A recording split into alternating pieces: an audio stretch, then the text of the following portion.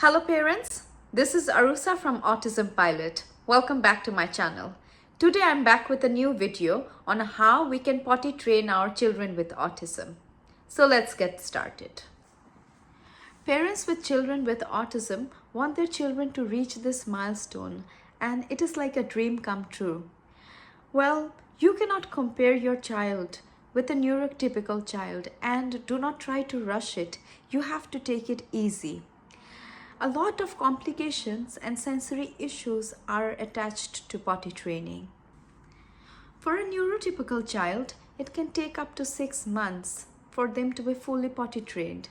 But for our children with autism, it takes more than 6 months, up to a year or two, to be completely potty trained. As I've mentioned before, a lot of sensory issues are involved with potty training. There are so many children with autism, they don't like the toilet itself. Why? The toilet is bright. They may have sensory issues to light, bright light. The toilet is colder than the normal other rooms. The toilet seat is colder. They don't like the floor. They don't like the tiles inside the toilet. There are so many factors that can affect a child's mentality to use the toilet. And of course, they're so much used to the routine of relieving themselves inside the diaper. They don't want to use the potty because this is a chore. This becomes a difficult task for them. So how do we help them? There are so many ways, and there are easy ways to help them. It is going to be time consuming, but yes, there is a very good possibility that they can use the potty just like neurotypical kids. So let's start by handling their sensory issues in the washroom, how we can manage them easily so that they want to go to the washroom to relieve themselves. The bathroom light is really bright. Maybe try to take them to the washroom more often than you can.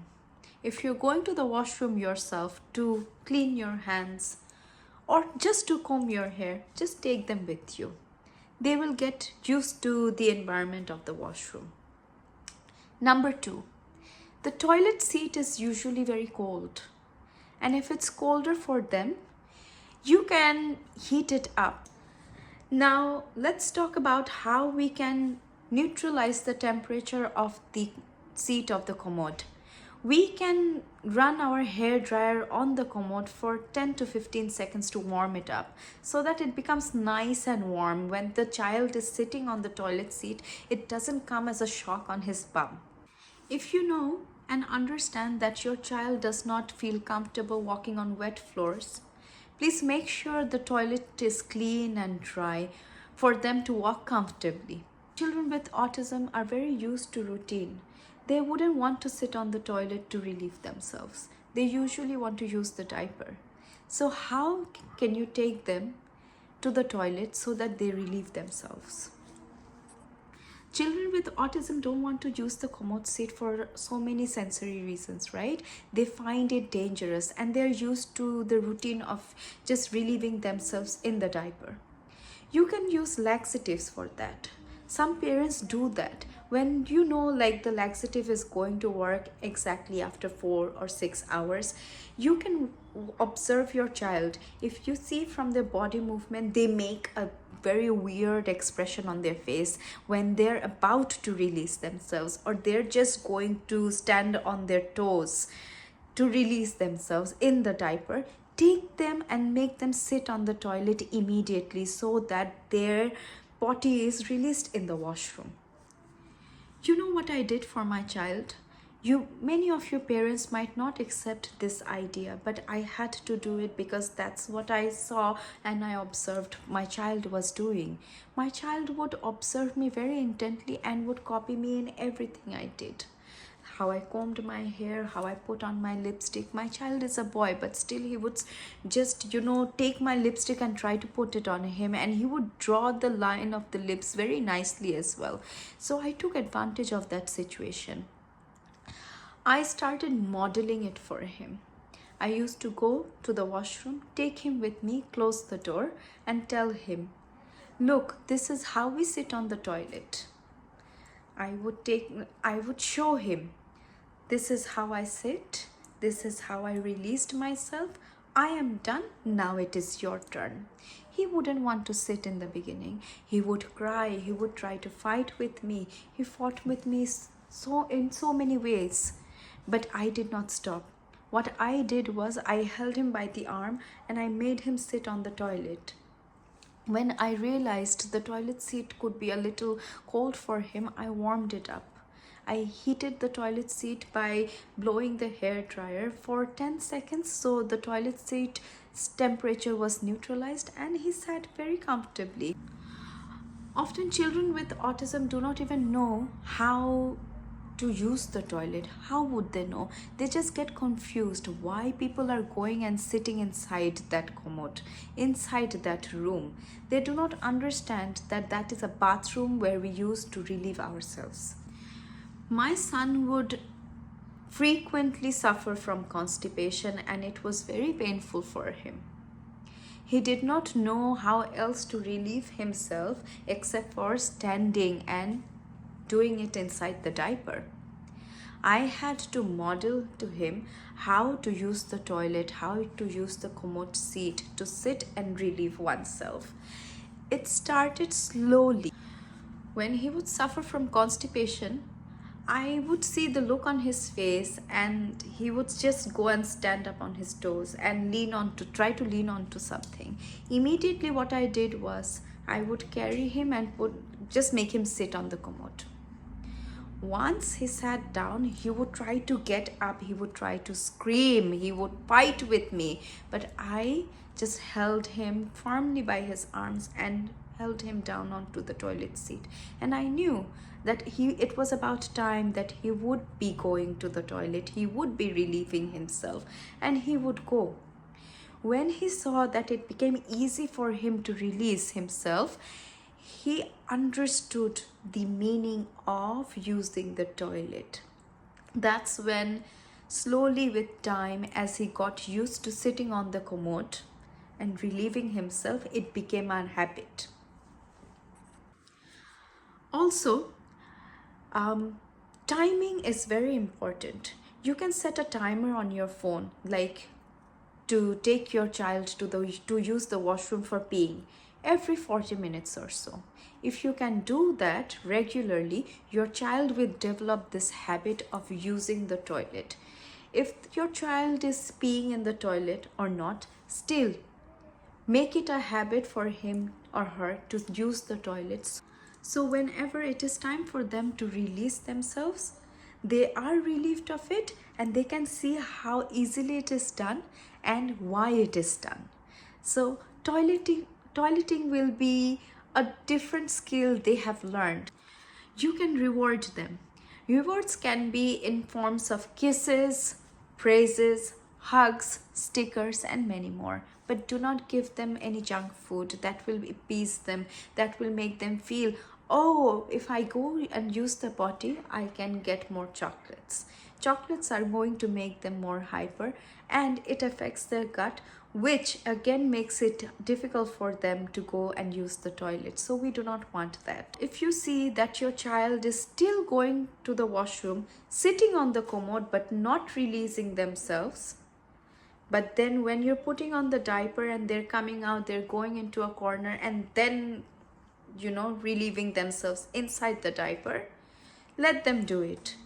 Make sure you take them to the washroom, make them sit on the commode, then clean them whilst they're sitting on the commode. It will develop the habit of sitting on the toilet and they will understand that they have to sit on the commode to clean themselves. Once this habit is formed, then you can do the modeling. You can continue modeling on how to use the toilet. If there is another sibling in the house, your child can accompany the sibling inside the toilet. He or she can watch his sibling or her sibling using the toilet and then can take his turn. That way he will feel motivated. And always remember, if your child is relieving themselves inside the diaper, make sure to take them inside the toilet, make them sit on the commode and wash them in there. To handle the sensory issues at the bathroom, you can make some changes inside the bathroom. You can put up some nice posters of cartoons they like. You can keep some toys for them in the washroom so that they feel encouraged to go there, so that they go and sit. You can sometimes give them the phone to hold. You can sit in front of them so that they're watching something whilst sitting on the commode.